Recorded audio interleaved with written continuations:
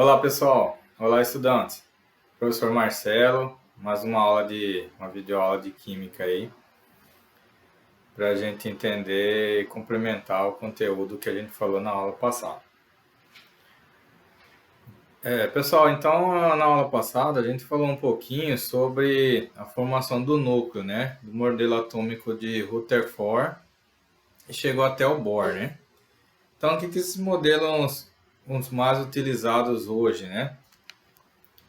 O que eles definiram, né? O Rutherford definiu que o núcleo ele é pequeno, denso e positivo. E ao redor dele tem vários vazios e tem uma eletrosfera muito grande aí. Nessa eletrosfera que ele chamou, porque ficam os elétrons. E os elétrons ali são responsáveis aí por estar trocando aí energia com elétrons de outros elementos químicos, né?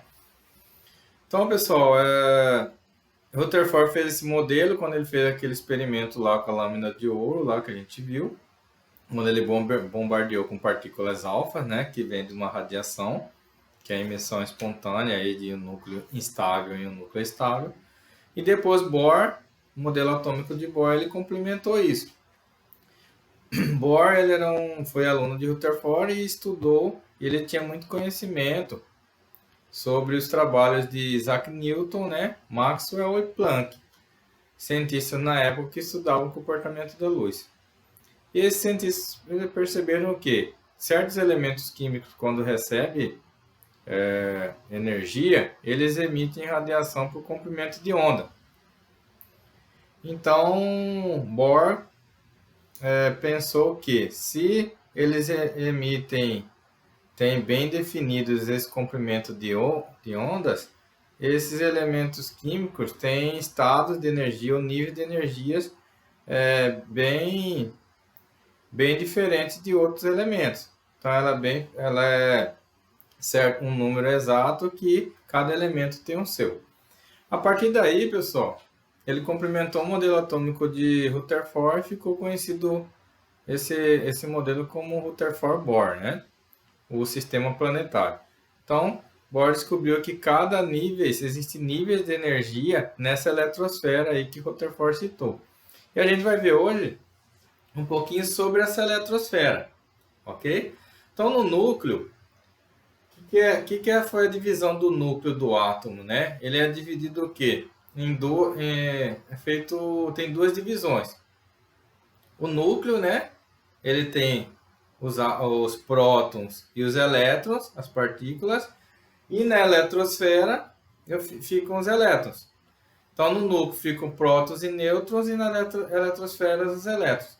E a gente viu, pessoal, que o núcleo ele vai ser sempre o que? Positivo. Eu fiz um desenho aqui, ó. Essa parte branca é núcleo e essa parte azul aqui que eu colori são os nêutrons. Então, eles sempre vão estar ali presente nesse átomo. Ele nunca vai sair, ele nunca muda de posição. Diferente dos elétrons, que mudam de posição nos orbitais, aí, nos níveis de energia, para o quê? Para ter uma estabilidade elétrica e as ligações acontecer. Então vamos entender um pouquinho sobre a eletrosfera, né? O que é essa eletrosfera e como que ela é composta? Na verdade, pessoal, quando a gente fala em eletrosfera, a gente está falando de elétrons, né? Então é uma divisão bem macro, né? Onde ficam os elétrons. E dentro dessa divisão macros, a gente tem os níveis. Então, quais são os níveis, pessoal, que a gente tem hoje? Que são esses níveis, né? Então, os níveis aqui são 7 níveis de energia que foram estudados lá por Bohr, e onde ele calculou cada nível de energia tem um subnível de energia. E aí também entre os orbitais, que é a quantidade de elétrons que cada subnível comporta ali, né? Desses elétrons aí que estão dispostos na eletrosfera. Então a eletrosfera é composta o quê? Dos níveis, pessoal. Os níveis de energia, né? Os subníveis, os orbitais e os elétrons que estão nesses níveis aí. Aqui do lado eu coloquei quais são os níveis. Então hoje a gente tem pelo estudo de Bohr, ele concluiu que tem 7 níveis de energia. Então ele deu letras a esse nível. Então, por exemplo, o primeiro nível, a letra K, segundo L, terceiro M, quarto N, quinto O, sexto a letra P e sétimo a letra Q. E aí, pessoal, cada letra dessa é um nível que fica ali ao redor do átomo, do núcleo, né, orbitando esses elétrons. Então, Bohr definiu o quê? Que cada nível de energia ele teria subníveis de energia, que a composição são partículas menores que compõem essa eletrosfera. E aí esses subníveis, pessoal, são representados por essas letras, S, P, D e F. Então vamos lá, como que a gente distribui isso aí, professor, nesses níveis de energia? A gente vai ver bastante isso quando a gente fazer a distribuição eletrônica dos elementos, quando a gente pega o número atômico dele e faz a distribuição. E a gente vai entender um pouquinho também o que é número atômico, o que é número de massa, tá? Então, dentro desses níveis, pessoal, a gente tem os subníveis. Como que a gente faz para distribuir ele aí? Então, sempre, pessoal, o primeiro nível, ele vai ter o quê? Um subnível. Vou pegar essa dica. O segundo nível, ele vai ter o quê? 2 subníveis, S e P. O terceiro nível, que é a letra M, ele vai ter S, P e D. Ok? O quarto nível, que é a letra N, ele vai ter S, P, D e F. Então, pessoal, até o quarto nível, ele vai ter 4 subníveis. Então, na distribuição eletrônica, fica bem fácil a gente saber. E os orbitais, a gente vai saber quantos elétrons compõem cada subnível. Quando chega no quinto, pessoal, no quinto nível, que é a letra O, ele pega e repete os subníveis da camada anterior. E na letra P,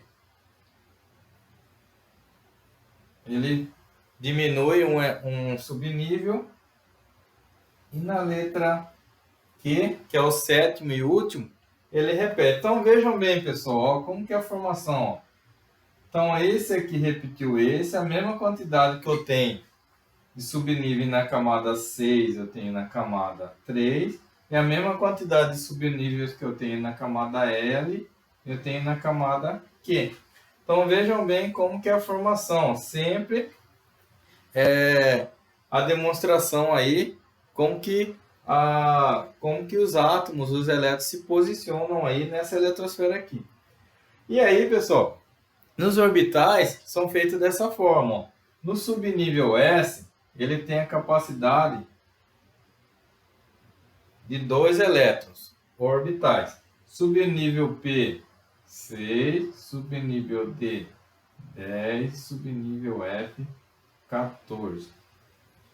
Então, quando a gente pega um elemento químico de número atômico muito alto, então a distribuição é feita assim, pessoal. Ó. Sempre dessa forma. Numa diagonal aí, onde são distribuídos os elementos químicos, o número atômico, e no final a gente sabe qual que é a camada de valência dele. O que é a camada de valência? Onde ficam os últimos elétrons aí da distribuição eletrônica. E essa camada de valência, dependendo do elemento, quanto mais distante ela for do núcleo, mais energética ela é, ou mais eletronegativa ela é. Aqui eu dei um exemplo, ó. Por exemplo, aqui, pessoal, eu tenho aqui o núcleo, no centro que são os prótons, a gente sabe, e os nêutrons. E eu tenho aqui, ao redor do núcleo, na eletrosfera, eu tenho 2 camadas.